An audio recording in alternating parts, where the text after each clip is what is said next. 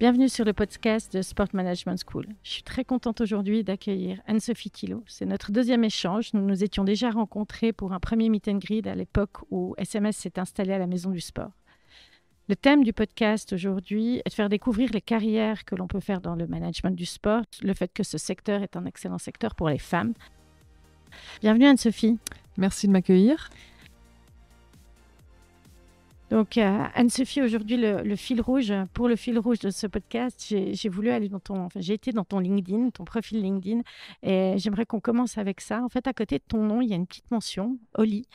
Qu'est-ce que ça veut dire, Oli? C'est une mention que j'ai mis beaucoup de temps à accepter et à oser la mettre, mais en fait, ça signifie qu'on est olympien ou olympienne, donc d'avoir participé au moins une fois aux Jeux Olympiques. Donc, tu es une athlète, de haut niveau. C'était quoi ton sport? Donc, j'ai été navigatrice en 470 pendant de nombreuses années en équipe suisse, avec de nombreuses participations au championnat du monde, championnat d'Europe et notamment un titre de vice-championne d'Europe en 2008. Et puis Jeux Olympiques, c'était en quelle année? C'était où? C'était aussi en 2008 à Pékin, avec un résultat que je tairai cette fois-ci. Ok. On va parler après de tous ces métiers que l'on peut faire dans le management du sport. On est d'accord, il n'y a pas besoin d'être une athlète de haut niveau pour pouvoir évoluer professionnellement dans le sport. Non, bien sûr, je dirais aux athlètes, foncez, osez croire en vos rêves parce que justement, tout le bagage que vous avez engrangé vous sera utile au quotidien dans votre métier. Mais à toutes les jeunes femmes qui aimeraient travailler dans ce milieu-là, pas de panique, il n'y a surtout pas besoin d'être athlète d'élite. Je crois qu'il faut avant tout être passionné, être passionné du sport, mais aussi des gens, des relations, et puis être très organisé et méthodique. Donc ça, que je sais que la plupart des femmes le sont. Voilà, ça va nous permettre d'enchaîner avec un petit peu ton parcours et ce que tu as fait. Donc, comme je l'ai présenté tout à l'heure, l'idée aujourd'hui, c'est qu'on fasse qu'on parle un petit peu de la place des femmes dans le management du sport. Toi, tu es une spécialiste de la communication et des relations publiques. Tu peux m'expliquer un petit peu ce que ce sont ces deux, enfin plutôt expliquer à nos auditeurs ce que sont ces deux domaines? Oui, la communication, ça peut être très très vaste, hein. Ça va des réseaux sociaux, en passant par de la gestion d'images ou plein d'autres choses. Et moi, ce qui me fait vibrer dans la communication, c'est premièrement le côté stratégique. Donc planification, voilà, on prend un sujet, on se dit comment on va porter ce message à notre public cible et sur quel support, de quelle manière, qu'est-ce qu'on va leur dire. Et ça me plaît beaucoup. Il y a un côté, on doit vraiment se mettre à la place du public. Ce qui est parfois un peu dérangeant parce que c'est pas la manière dont nous on pense, mais c'est un exercice justement d'écoute et d'empathie qui est important.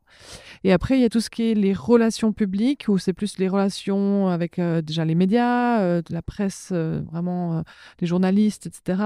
Mais aussi tous les gens qui peuvent valoriser un projet que vous voulez communiquer. Et grâce à ces compétences-là, dans quel genre de projet tu as pu travailler? Avec qui tu as travaillé?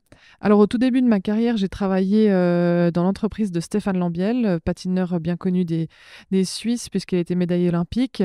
Je travaillais sur 3 aspects. C'était son école, son image, donc lui-même, sa personnalité publique, et son spectacle. Donc, j'ai pu toucher à tout. Après, j'ai travaillé pour différents athlètes. J'ai travaillé pour le CIO, pour les Jeux Olympiques de la jeunesse. Et puis, finalement, j'ai décidé de créer mon entreprise qui s'appelle Écoute SARL, parce que savoir communiquer, c'est avant tout savoir écouter. C'est un très bon nom d'ailleurs. Peut-être, tu as parlé du CIO. Je sais que pour le CIO, tu t'es occupé de projets absolument passionnants, notamment pour les réfugiés. Tu peux nous en parler un petit peu? Oui, alors j'ai eu la chance pendant 3 ans d'être attachée de presse de l'équipe olympique des réfugiés, notamment pendant et avant et puis ensuite après les Jeux Olympiques de Tokyo 2020 qui ont eu lieu en 2021. J'ai donc vraiment, avec mes collègues, créé une nouvelle équipe, finalement un nouveau pays. Il y avait un médecin du sport, des physios, un chef d'équipe, et puis donc moi je gérais tout ce qui était communication autour du projet en amont, et puis ensuite pendant les Jeux, tout ce qui est finalement relation avec les médias, interview, zone mixte, donc en sortie des compétitions. Et puis finalement, il y a une grande dimension humaine et psychologique avec les athlètes de manière générale, mais encore plus avec des athlètes réfugiés qui ont vécu des choses terribles dans leur parcours de vie et qui n'ont pas forcément toujours été habitués aux médias. Et tu me disais l'autre jour qu'il y a même un film qui va sortir, en tout cas qui est des reporters qui vous ont suivi avant et pendant les Jeux Olympiques. Ce serait intéressant. Ça sort quand, ce film? Alors, aucune idée pour le moment. C'est en train d'être finalisé. C'est vrai que c'est un peu une information en primeur.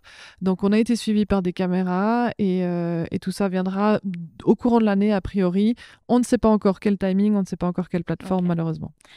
Pour revenir à ce domaine de la communication et des relations publiques, quel genre de compétences il faut pour travailler dans ce milieu-là? Je crois qu'il faut avant tout de l'écoute, de l'empathie. C'est quand même extrêmement basé sur le relationnel, sur l'humain, sur à qui je parle et comment il va comprendre mon message. Donc pour moi, ça c'est la clé. Bien souvent, on essaye de trop pousser le message avec notre point de vue, notre angle, et puis on oublie un petit peu que voilà, les gens à qui on s'adresse, c'est pas forcément nous. Il y a peut-être des autres sensibilités, autres cultures, autres langues, autre manière d'intégrer le message. Donc je dirais ouais, beaucoup d'empathie, d'entre-gens, de relationnel, et puis être passionné, motivé, dynamique, quoi. Et pour y avoir travaillé un tout petit peu, en fait, ce qui est passionnant, c'est que chaque personne, chaque projet, chaque action, finalement, c'est un renouveau. Même si tu travailles plusieurs fois pour Stéphane Lambiel, c'est chaque fois différent. C'est extrêmement divers et varié. C'est ce qui me plaît parce que moi, j'ai horreur de la routine et du truc un peu plan-plan, etc. Donc, et puis, il y a un bon équilibre, je trouve, entre les moments où on va être en création. Il faut brainstormer, il faut mettre des idées, on s'autorise tout. Un moment, on va un peu se canaliser, voir ce qui est possible de faire, voir des budgets, être un peu stratégique. Et puis, un moment où on opère et on est sur le terrain. Donc, c'est ça qui est génial parce que c'est vrai que moi, au bout de quelques heures ou quelques jours d'affilée derrière mon ordinateur, j'ai besoin de pouvoir être sur le terrain, de rencontrer des gens, d'organiser, de faire, et puis d'avoir aussi les mains un peu dans le cambouis, comme on dit. Ouais, et je crois que c'est ça qui rend la chose vraiment passionnante. Euh, ces projets et ces gens avec qui tu as pu collaborer, ça t'a ouvert d'autres portes. Ça, c'était vraiment quelque part la porte d'entrée. Maintenant, tu peux nous parler un peu des autres horizons que tu as, des autres univers dans lesquels tu évolues?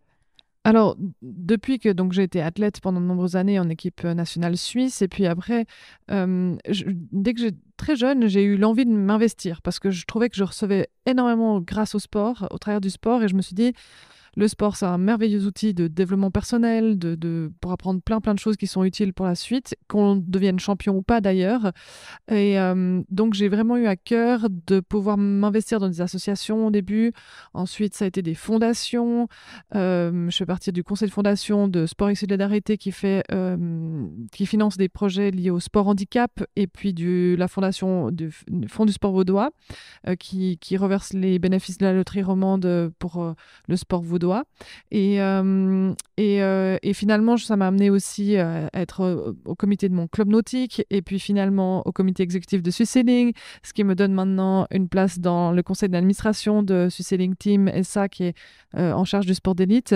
Et donc, c'est vrai que finalement, entre mes activités professionnelles et mes activités bénévoles, je touche à beaucoup de choses. Ça m'ouvre énormément le réseau, et c'est toujours dans le sport. Le sport utile, j'ai envie de dire, le sport qui fait du sens.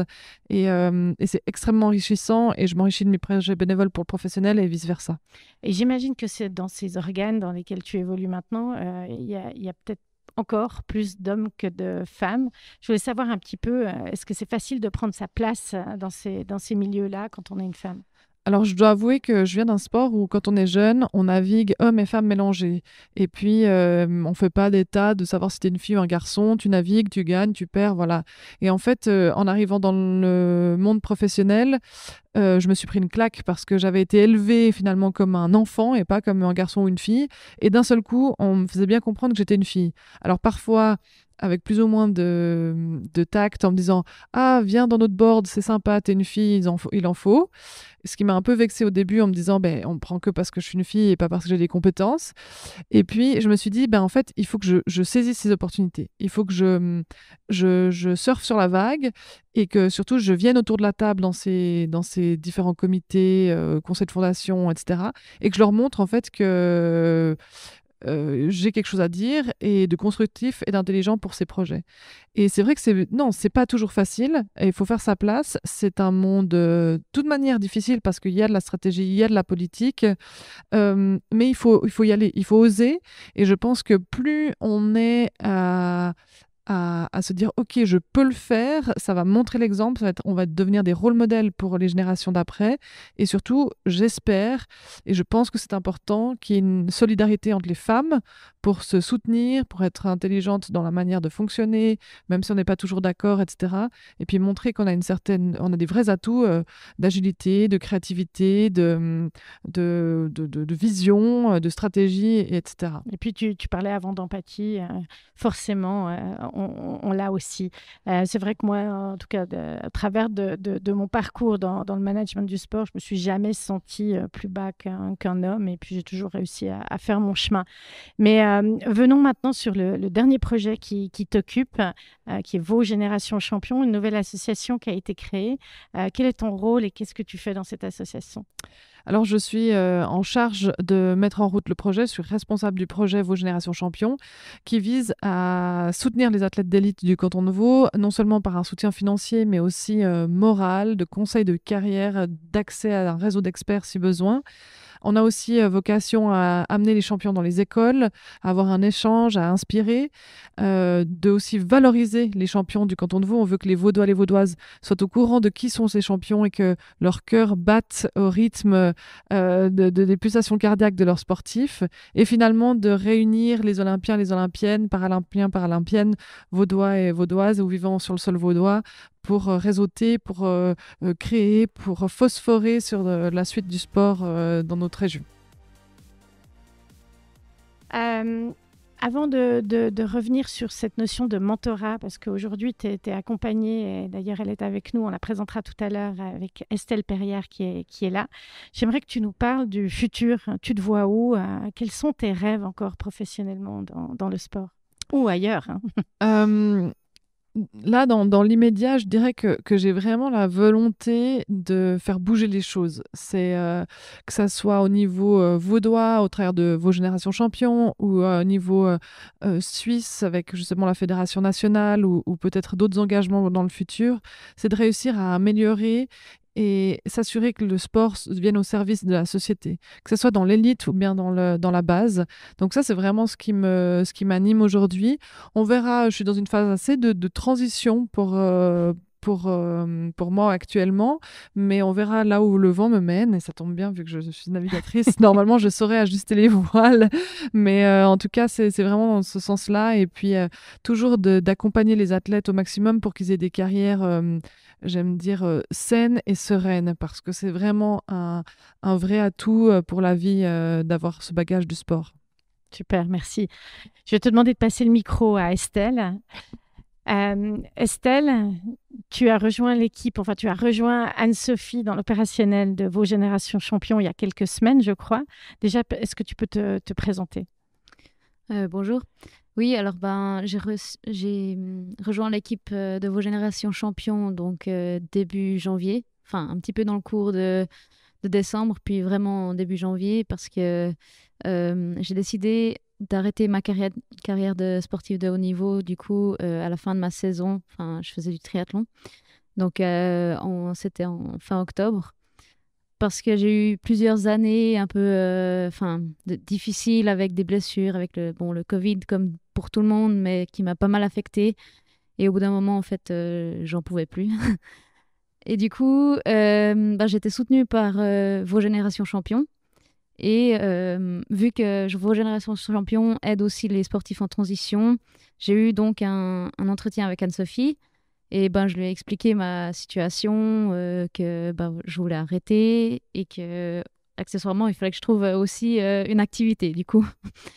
Et je voulais travailler dans le sport, du coup. Et Anne-Sophie m'a directement dit qu'elle aurait besoin d'aide chez Vos Générations Champions. Et du coup, maintenant, je suis un peu son bras droit, on guillemets, dans les activités de vos générations champions. Coordinatrice pour elle et l'équipe de vos générations champions, c'est ça, c'est juste. Exactement. Et du coup, tu fais quoi? Tes journées, elles s'articulent comment? Alors pour l'instant, moi je gère pas mal les réseaux sociaux, donc Instagram et LinkedIn qu'on a, donc débuté en fin décembre. Et autrement, je l'aide pas mal dans les tâches administratives. Et puis, la suite pour toi, ça te plaît, la communication? Est-ce que Anne-Sophie arrive à t'amener aussi des nouvelles compétences que tu n'avais pas forcément? Je pense qu'en tant qu'athlète, et d'ailleurs, on avait échangé là-dessus, tu devais aussi gérer tes réseaux sociaux et ta communication. Donc, tu as déjà une petite fibre et tu sais déjà un petit peu où aller. Mais j'imagine que c'est intéressant de travailler avec quelqu'un comme Anne-Sophie pour apprendre plus.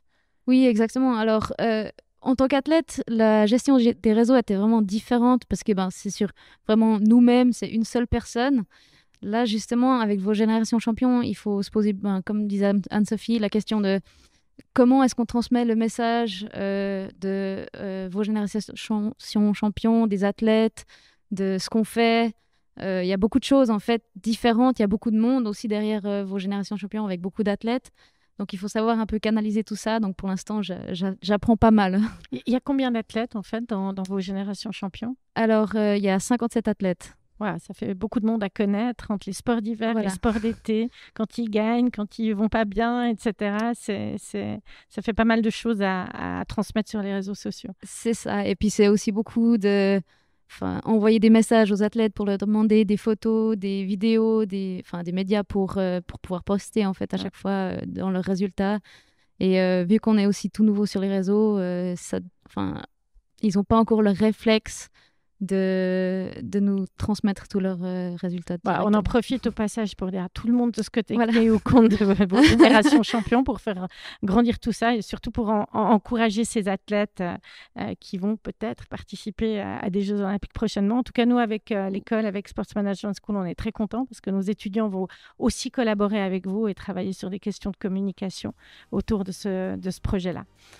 Voilà, est-ce que les deux, vous aimeriez ajouter quelque chose sur ce thème des femmes dans le management du sport? Oui, écoute, moi, je crois qu'il y a une véritable importance de créer des opportunités pour les femmes et d'avoir des rôles modèles. Et je pense que ça, c'est vraiment important qu'il y ait un soutien. Souvent, ce que j'ai remarqué, c'est que... entre guillemets, s'il faut se dire qui c'est qui est motivé à mettre la main à la pâte pour un tel projet dans le monde du sport, il y a beaucoup de femmes qui lèvent la main, elles sont toujours prêtes à aider, elles sont là, et même dans moi j'avais fait le conseil des athlètes de Lausanne 2020, il y avait un homme et que des femmes, je trouvais ça fabuleux en fait, et puis ça s'essouffle un peu dès qu'il faut prendre des responsabilités, où il faut un petit peu parfois taper du poing sur la table, où il faut faire sa place, et j'ai envie d'encourager les femmes à oser le faire parce que oui, on a les compétences, on sera pas parfait partout, mais c'est comme ça pour tout le monde. Il faut pas se mettre des barrières et il faut simplement oser s'organiser, prendre conseil, s'appuyer sur d'autres personnes, que ce soit homme ou femme d'ailleurs, et puis que j'espère que vous allez trouver quelqu'un qui vous prendra un peu sous son aile pour faire votre route. Et ça, je crois que moi en tout cas, c'est ce qui m'a permis d'avancer, des gens qui m'ont fait confiance, qui m'ont permis de prendre confiance en moi et puis d'avancer, de trouver ma place dans plein de projets. Donc vraiment, le rôle modèle, la solidarité, ça me paraît essentiel pour qu'on puisse avoir plus de femmes sur des étages, on va dire, un peu plus haut placés dans le monde du sport. Ouais, je crois que ça conclut bien ce qu'on voulait transmettre ici, c'est qu'il y a vraiment une place pour les femmes, c'est un domaine passionnant où on peut vraiment s'épanouir, c'est motivant, on rencontre plein de monde. Et voilà, je vous remercie toutes les deux d'avoir pris du temps pour ce podcast. Et puis, on vous retrouve très bientôt en classe. Merci. Avec plaisir. Ciao. Merci. Au revoir.